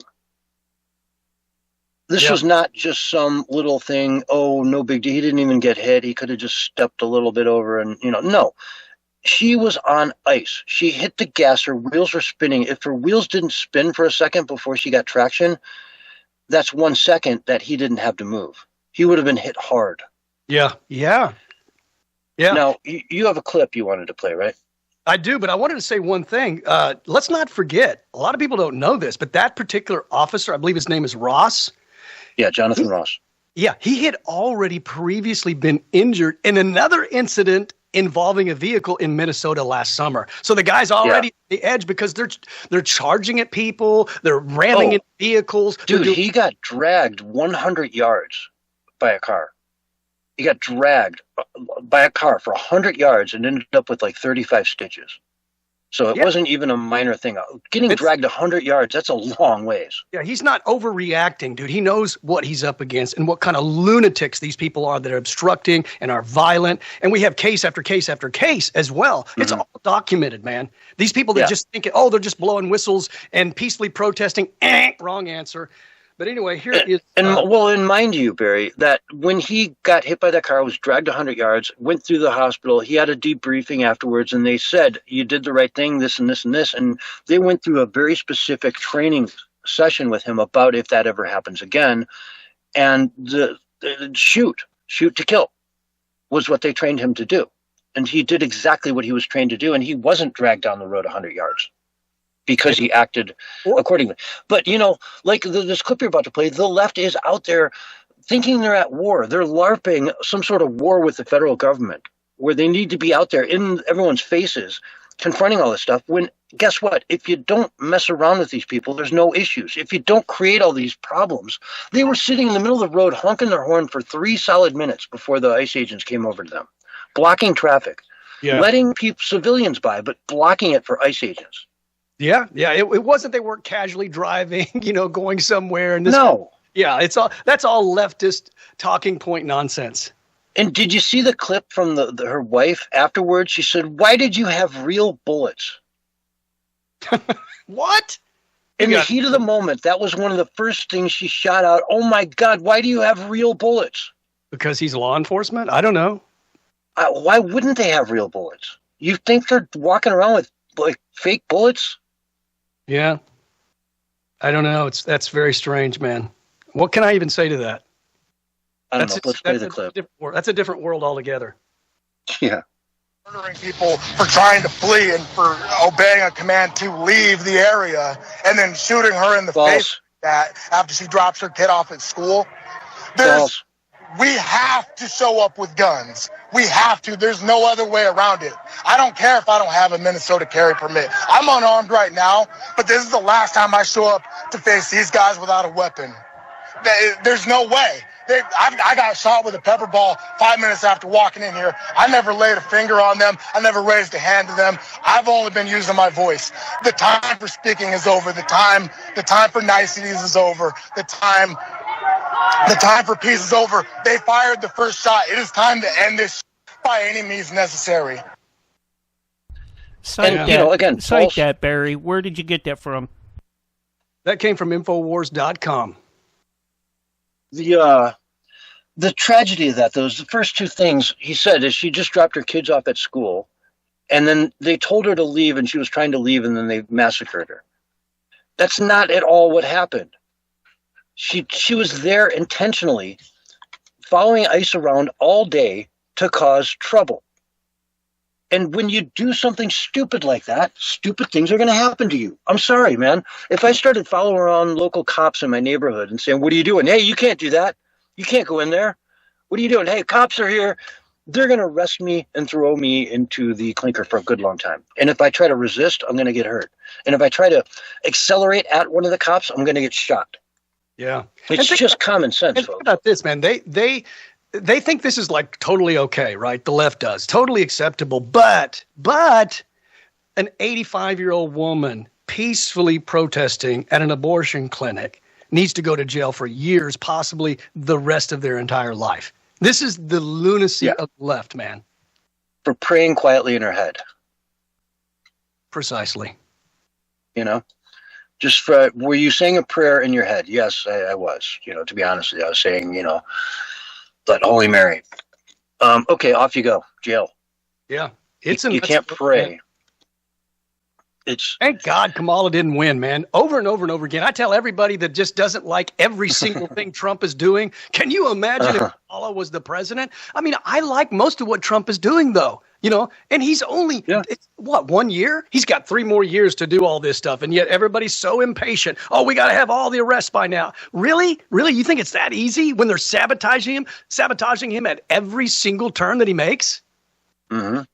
We would be shutting down all our oil production and buying it all from Maduro, right? Iran would have never had a chance to rise up. They would have known right from the get-go that they had no friend in Washington. If they rose up, they would have no help whatsoever from the rest of the world. Interest rates. Oh, my Lord. The economy right now is growing at, I think the latest tick was like 5.4%, something staggering. It shocked me. Nice. That kind of growth out of the economy is incredible. And yet inflation is going down, down, down, down, down.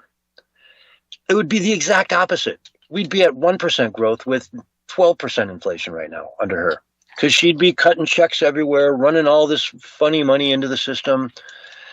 All those scammers out there would be working the government milk and getting paid for it. And, you know, the honest, hardworking people would be fed up and frustrated and done and watching their savings erode, you know? That's half of why the Iranians are up in arms right now, is because inflation went to like 1,000,000% in the last few days. And so their money is worthless. You know, you save up a bunch of money, you got a bunch of money in the bank, you got $100,000 in the bank, you think you're doing good, and then all of a sudden inflation kicks up so much that your $100,000 is suddenly worth $5,000. Yeah. And let's talk real briefly, just let me touch on this real quickly if I can. And that's you know, these are not isolated videos. You know, you have hundreds of people, if not thousands of people. It's kind of hard to tell the crowd where they're all shouting, you know, save a life, kill an ICE, kill, kill, kill. That type of chants that they're doing in unison. And you do realize that there is a certain something that's transpiring when you do a chant. That's why the military does it. It builds morale. It gets people ready to face the enemy, and in a particular way as well, right?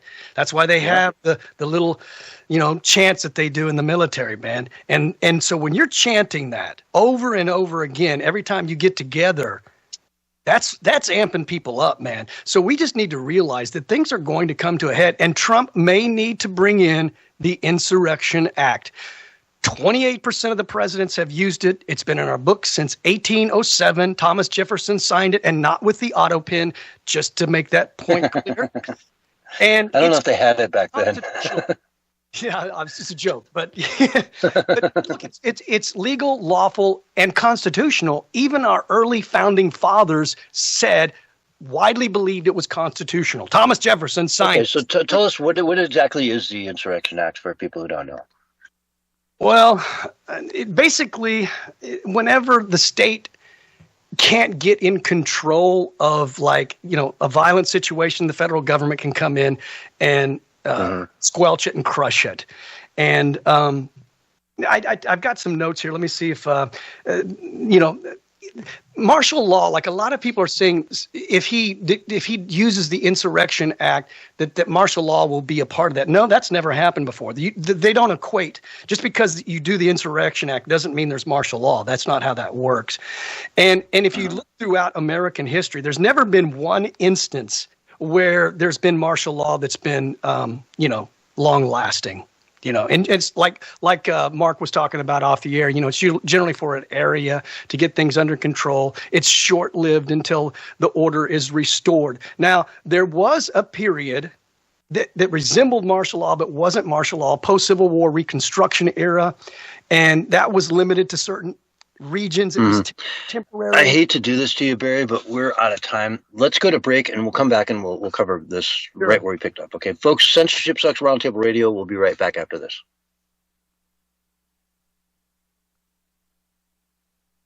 We're on radio break, and I thought you were going to go up to the 45-minute mark, but okay. It is Wednesday. No, I just caught myself about 30 seconds late there. That's fine. We're good. Barry was on such a roll. I was trying to find a nice way to cut in, and it just Sonia, I finally just realized I had to cut in. Sonia's listening to us, probably along with Gary and MC Dirty Work over on YouTube are listening to us, and Deb Perkins MC over Dirty on Work. Facebook. Hey, Debbie, how you doing? Yeah, I'm going to get her shows going pretty soon. Thank you very much for all your inputs in that. Yeah, the Debbie Perkins Show should be returning very soon. I can't give a date yet because I still have some things I have to take care of. She should have on Barry because he's like Mr. Hollywood. Barry knows more about Hollywood than I dare even say, Debbie might even. Maybe, if he talks to her, he could be her co-host. Oh, boy. You want to add another hour to your rotation on Wednesdays, Barry? No, it wouldn't be on a Wednesday. She would be doing like a Friday or Saturday show. Is what we're looking at. Now it's time for Hollywood Corner with Bullhorn Barry. The red carpet.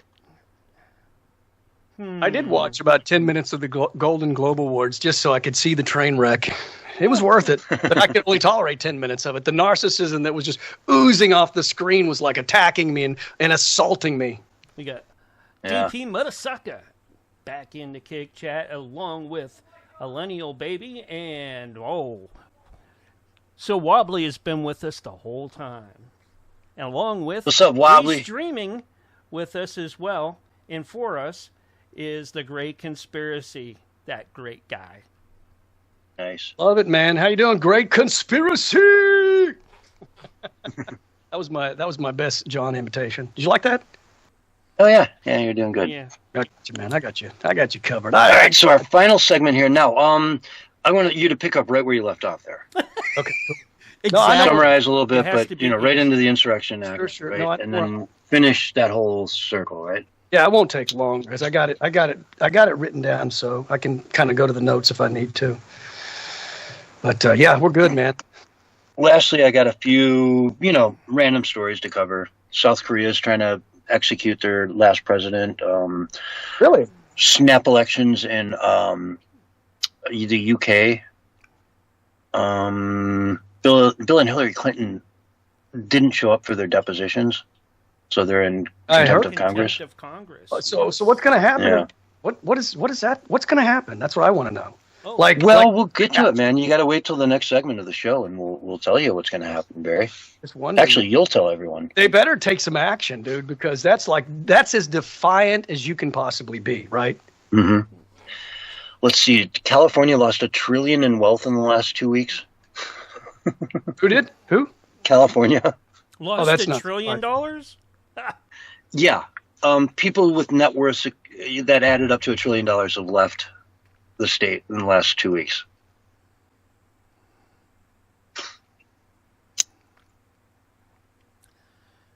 But aren't they still subject to California tax, just like folks who leave New York City? Anyway, so that's why they left. Seconds. Remember they lost $24 billion of homeless money in California. They're such crooks, man. They lost $100 million in fire aid, right? Yeah. They're a bunch of crooks, man. Who wants? I hope Gavin Newsom runs, dude. I really do. He will lose so bad. Yeah. 3, All right, Insurrection Act, 2, 1, and you're live right now. Hello, everyone, and welcome back to the Censorship Sucks Roundtable Radio Show. And Barry, we had to go on a hard break there, so I had to interrupt you in your eloquent response and explanation of the Insurrection Act. So please pick up where you left off and just bring everybody back up to speed for the new people here. Sure. I was just saying that there's really only been one sustained period that even resembled like a long-term martial law, and that was the post-Civil War Reconstruction era. And that was limited, as Mark was talking about, on the break, to certain regions. It was temporary, and ultimately it ended with full civilian rule restored. The civilian court stayed open. The state governments continued to function, and elections were held. It was basically just trying to maintain the peace after the Civil War.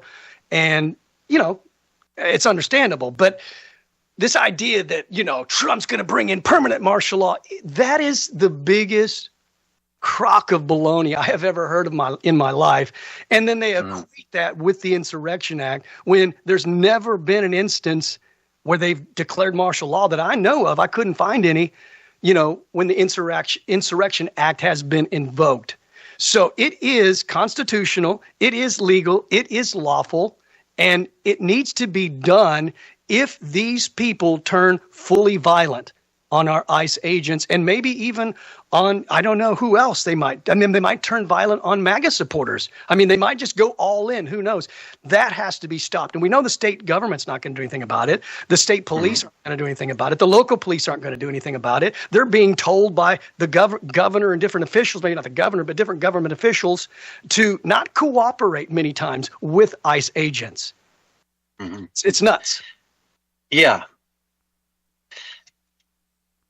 Limited areas, Minneapolis right now is a nightmare. It's just a disaster zone. And they're finding the fraud. They're arresting the people behind the fraud. They're going to arrest all the, go after specifically all the really bad guys that they know of. And not rest until every single one is gone. And when they're going after the bad guys, they're going to stumble across other people that shouldn't be here. And those people are going to get caught up in it too. It's just kind of how the world works. But at the end of the day, this is something that 77 million Americans voted for. And a lot of Hispanics voted for this. A lot of black folk voted for this. A lot of Americans voted for this, in other words. Mm-hmm. And so let's not make it about racism and all this crap. It's not. It's about the rule of law and whether or not we have one here in the United States. And exactly now... Right. Finally, we do. Exactly. So these things are going to happen. There's going to be little areas and pockets where they're all going to be Democratic cities. Red states, you don't have a problem there because the governors say, hey, we've got a 5-time serial rapist here who's an illegal in our prison. You want to come get him? They say, yeah, we'll be there at noon. Sound good? Sound good. Yeah, we'll take him out and have lunch afterwards. Great. It's the red states where they say, hey, man, you call up the prison, you say, hey, we see that this guy's scheduled for release. Can we just take him into our custody and deport him? And they say, no, we can't work with you. Blue. Our state law prevents us from working with you. You know? You said red. Blue. Oh, sorry. Yeah. Blue states. Democratic-run states are going to fight tooth and nail on all, and that's why they make it so hard. They're not going and rounding these people up in Republican states because the Republican states work with them so they don't have to. In the Democratic states, they have to go through these extraordinary measures to find these people out in the streets because they can't detain them when they're under prison control. They can't just get them and smoothly and peacefully transition them out without anybody even, being aware anything happened. It's just another car pulling in and pulling out, Sure. So... Can I mention just some of the presidents? Because I said 20, roughly 28. I don't know. Go ahead. Yeah, I'll be nice. Go ahead. You can. These are the presidents that have used the Insurrection Act. Thomas Jefferson in 1807. Mm-hmm. He did it. It was in response to the Aaron Burr's conspiracy. James Madison in 1814. Abraham Lincoln between 1861 and 1865. He relied on it during the Civil War. Ulysses S. Grant in 1871.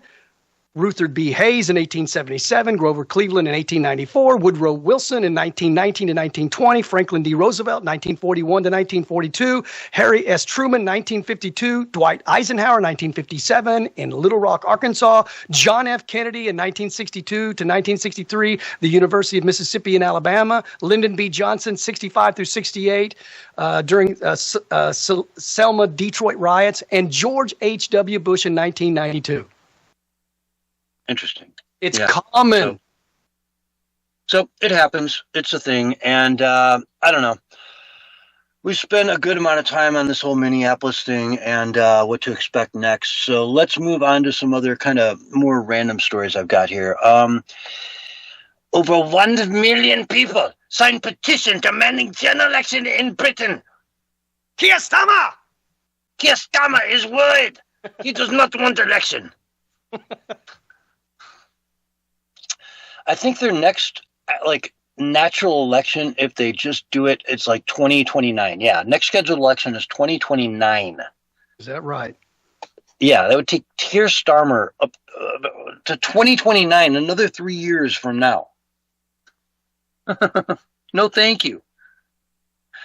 This is ridiculous. So, 1 million people have signed a petition demanding a general election in England. And we'll see what they do. Will they just ignore it? I mean, have you seen the polling over there lately? It's ridiculous. The Reform UK is 30-some%. And then you got the Greens trailing way behind. No, I'm sorry. What's that? Is that the first one, Nigel Farage's thing? Yeah, Reform UK is leading in the polls. I'm sorry, I was confused. The numbers I brought up were from Germany, AFD versus Green. In the UK, it's Reform is the leading one. And I want to say, I mean, they're way out in front. The Tories and, what are the other ones? Labour are done. They're just done. They don't exist anymore as parties. It's like if America, the Democratic and Republican parties just ceased to exist anymore. And these new parties popped up to replace them. That's what's happening in the UK. Yeah, it's that angry world, right? That Klaus Schwab talked about. People are angry with all these top-down government networks or parties. Well, they haven't listened to the people. They haven't done anything the people asked them to do. Exactly. And I was watching. The people voted for Brexit. They didn't vote for Brexit, but then for the UK to become even more dictatorial than the EU was. Oh, right? Exactly. They didn't vote for let's leave the EU and then also let in millions, way more people than we'll take everybody the EU doesn't want. If they run them through France and they say, dude, you're dangerous. Go north. Go to England. Right? Yeah, it's like they became bigger globalists, but off the record. Mm-hmm. And so they've just been getting the bum rap from their government for years and years and years. And I've said many, many times, this has to be coming from the king or the queen. This has to be coming from the royal family. Okay. Because the politicians, it's just you can't completely ignore your people when they vote time and time and time again for their own freedom and independence. And then just think that, they're just going to burn them every single time, over and over and over. How? Nobody gets elected doing that, which is why the political system is in chaos. No logical politician would do that. So my hypothesis has been, it's just come from the royal family this whole time, telling them to do this because they go to the Davos meetings and they meet with the World Economic Forum and they read all the stuff and they are 100% sold into the new global world order, which they, as the King of England, will obviously have a major role in. Yep. Yeah. They can. And the Democrats are not free speech either. Here in America, they're demanding that Apple and Google ban X from app stores, man. The Democrats are supposedly all about free speech, and they get angry if they feel like their free speech has been violated, and yet there they are working to demand Apple and Google to ban X from app stores. Why? Because there's free speech on the platform. That's why. I mean, these people are a walking contradiction. Yes, Stama was very offended when somebody used Grok to make an image of him in a bikini. He flipped out. He flipped out on it, right? Yeah. They can do this to women. They can do this to anybody. They can do it to your mom. And he teams up with Australia and Canada to now form a coalition to ban X under the pretense of Grok. But, well, remember, Gavin Newsom tried the same thing to pass a law, and they said it's not constitutional. You can't do that. Their state Supreme Court or somebody did, and so it didn't fly. But he wanted to basically ban any meme that might make their politicians look bad. But it'd be okay if you did it against Trump. I'm sure they wouldn't go after those people. And then it wasn't, but maybe I don't know, a couple of months ago at the most, where he had put out a meme that was like doing the very thing that he wanted to criminalize. These people are total frauds. They're complete fraudsters. I mean, I just, oh man, I quit. I'm done. I'm done talking about them because it's never ending. It is. It's never ending. And it's just a political joke. It really is. It's just a joke. You can't take away your peoples from 3 massive countries like that. All of their ability to check the news in the way that they're used to doing it. Everyone wakes up every day. They go to Twitter. You make coffee, you go to Twitter, right? You read the news. It just goes hand. It's your routine. People are very routine based. And you're just going to rip that carpet out from under them because you don't like Elon Musk. And most people look at Elon Musk and they're like, hey, it's not that bad. He's just not that bad.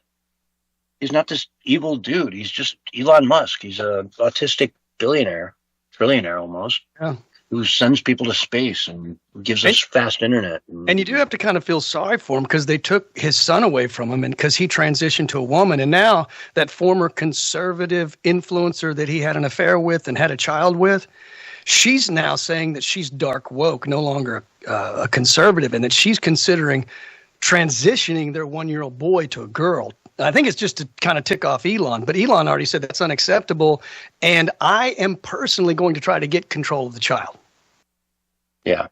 You'd think with that much money, it would be pretty straightforward for a judge to say, okay, you're going to raise him on your own with his money that he's paying you. He's going to have a team of doctors and scientists and, whatever, like professional athletes, work with the kid as one-on-one coaches all day, every day. Yeah. To produce some super genius kid, Yeah. What's the girl's name? What was her name again? St. Clair, Ashley St. Clair. Was that her name? She was a right-wing. Yeah. I don't know. One of Elon's kids. They all have crazy names with letters you can't even find on a keyboard. The woman that he had the affair with and the child with. She was a right-wing influencer. I think her name was Ashley St. Clair, I think. And she even said she refers to their 1-year-old boy, the boy that she had with Elon, as the sister of her other son.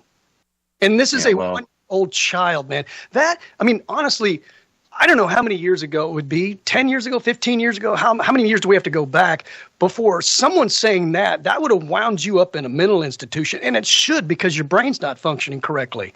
To say something like that about your 1-year-old son. That's sick, dude. That's sick. It's twisted. It's insane. It's a 1-year-old kid. It's give it 20 years before you start talking that kind of language. You know what I mean? It's a 1-year-old kid.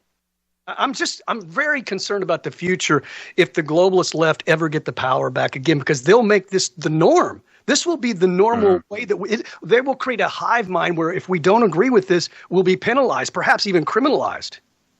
Yeah. And that's where it goes. I mean, we've seen people lose their kids over much less in other states, Sure. And that's the thing, right? Is he fighting this in California or Texas? I don't know exactly. All I know is that he said he wanted full custody after she suggested that she could gender transition her 1-year-old boy, and he's just not going to have that. So, if she's in California, she's right, and she can do whatever she wants. If she's in Texas, that's another story. Such a divided. You know what I'm saying?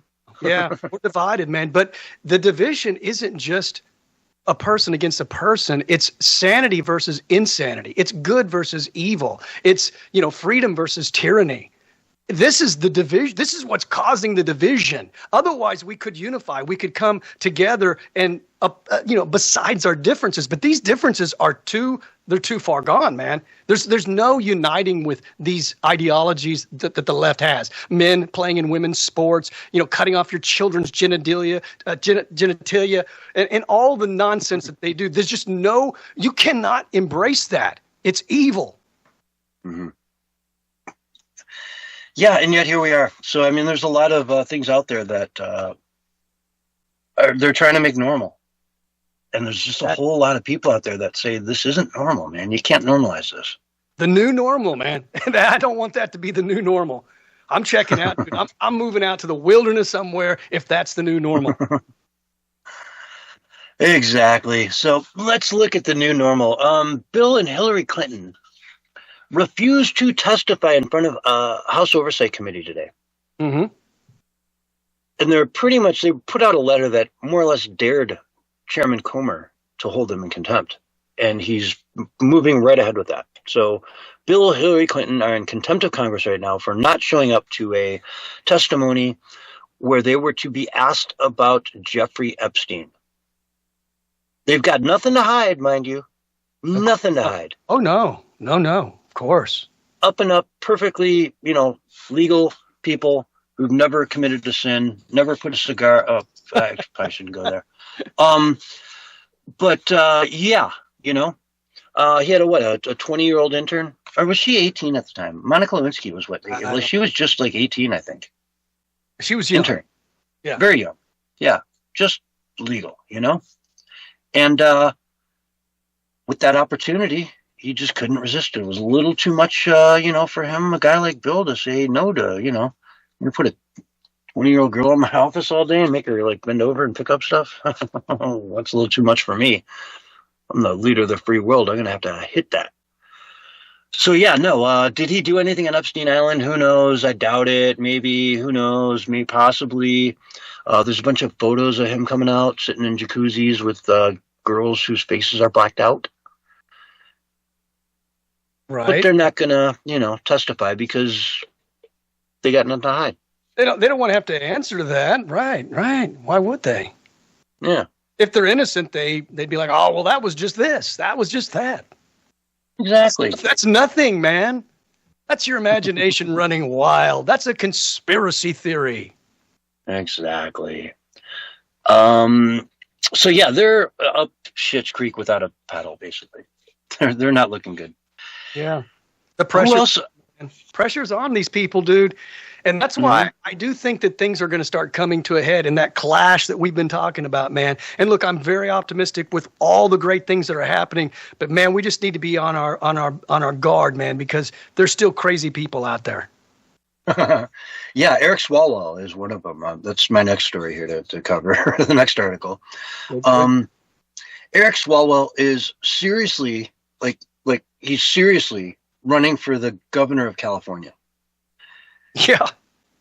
And he's serious. He actually thinks he's running for the governor of California. He put out this cringe video the other day where he's in some restaurant talking to the Spanish workers, and he's like, "Hola, amigos," just very... Very what? Just very uncomfortable. It's just very him being awkward and goofy and weird. Yeah. He thinks he's cool, but really you're just looking at a guy being like, dude, these workers are working back there. You're just some random gringo walked up to the counter. They don't know who you are. And they could care less. And you're all trying to make friends with them, but it's not how the world works kind of thing, They've got a lunch rush coming in. I mean, you're part of a 12-top that just sat down, so they're gearing up to feed you. Anyway, the deal with him, though, is he's lived in Washington, D.C. for the last so many years. Okay, you have to be a permanent resident of California to run for governor. You have to be a resident for 5 years. He has no address in California, no property, no home, no nothing in California, according to reports by Pundit, and they've reported the heck out of this. Swalwellsdisqualified.com is the reference that they put up. Not Swalwell is, but Swalwell's possessive, but with no apostrophe. Swalwellsdisqualified.com. They've petitioned the Secretary of State to disqualify him. And he should be disqualified. It's obvious. You don't live there, bro. Yeah, you're the congressman from there, but that doesn't mean you live there. You just got elected and then went to D.C. and didn't bother keeping a residence in California because you can't afford it. Because the one thing I'll give you credit for is you don't take in dirty money all day like the rest of your party. But think like about the rest of the city. Think about the reasoning and the logic of a lot of these Democrats. I mean, they know that illegals can't vote in a federal election, and yet they encouraged it and allowed it to happen. They just do whatever they want to do. The rule of law does not apply to them. So they just go like, well, we'll make it happen because, hey, California wants me to win. They like me. Governor Newsom probably likes me, and they'll just make it happen. Forget about it. We'll rewrite some law at the last second to change it. You know how they are. These people are not living like everybody else has to live. They live in their delusional land of just, whatever we want to do, we do, period, whether it's legal, lawful, or whatever. Yeah. And I want to say his opponent is Tina Peters. Is that the right name? I'm trying to scan this article for her name, but she's the one that was in the video where some assistant walks way in the background and she starts berating her and yelling at her and being like, why are you in my view, and yada yada. Okay. Yeah, she's been caught several times just being an absolute wicked bitch to her staff. Yeah. And so now she's not even out in the public anymore because she's just like too volatile and they understand it, so they just keep her out of the camera. But this is a interesting case. Now you've got, the Republican dude, I can't even remember his name, but he, Hilton, I want to say, or something along those lines. Hilton, who used to be with Fox, if I'm not mistaken, or some broadcaster. Okay. And he has a good war chest and he's well positioned, but he's a Republican in California going up against two completely unqualified people. Even if Swalwell lived in California, he's still unqualified. He's still completely brain dead as far as what makes the world go round, how the economy works, how taxes work.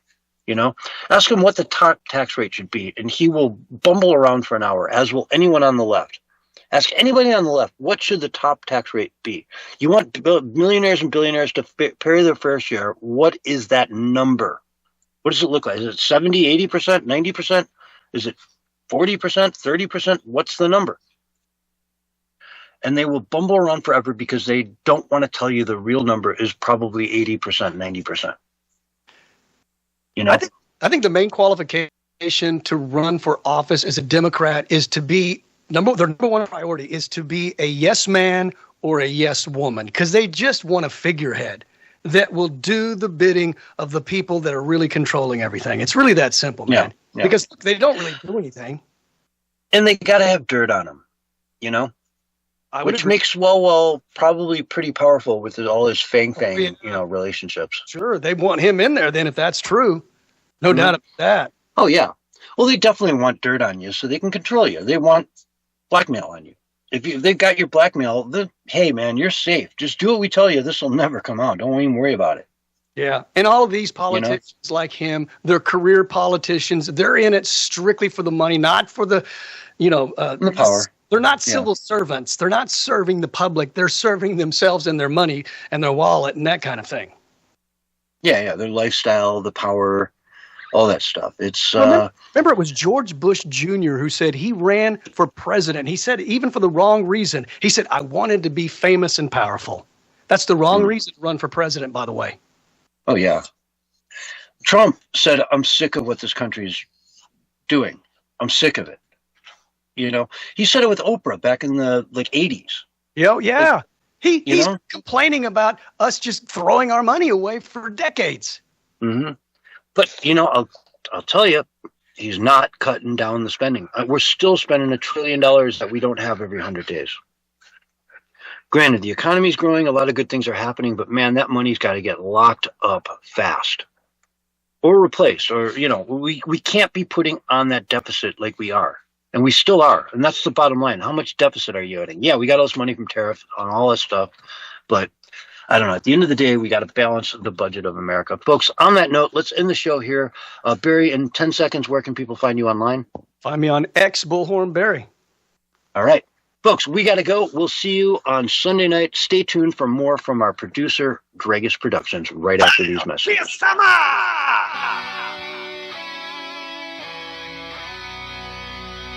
You've been listening to Censorship Sucks, and this has been a Gregus production.